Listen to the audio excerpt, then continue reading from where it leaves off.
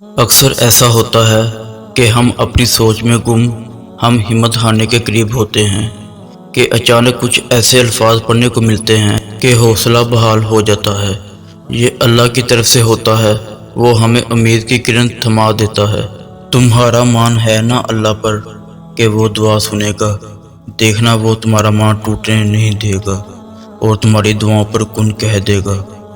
جب تم اللہ کی چاہت پر سر جھکا دو گے، پھر وہ تمہاری چاہت کے لیے بھی کن کہہ دے گا۔ جب اللہ کن فرمائے گا، پھر آپ کی کوئی بھی دعا فایا کن سے محروم نہیں رہے گی۔ بصیرت اور تقوی انسان کو اس وقت حاصل ہوتا ہے جب وہ ایسی بات پر شکر ادا کرے جس پر صبر کرنا بھی مشکل ہو۔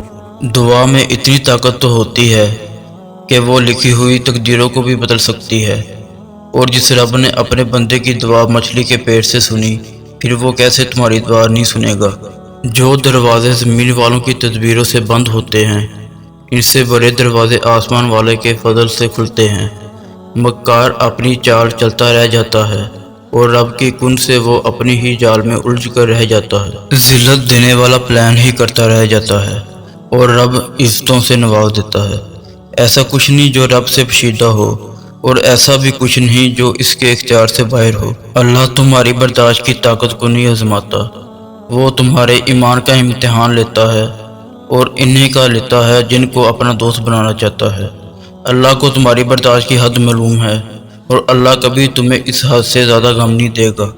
امید انسان کے لیے زندگی کی طرح ہے، اور اللہ کا کن فیکون ہمارے لیے امید ہے۔ مجھے یقین ہے اللہ ہماری دعاؤں پر کن ضرور کہے گا، بس تھوڑا اور صبر، پھر اللہ کن کہہ دے گا اور فیکون کا نظارہ تمہارے سارے غم دور کرے گا۔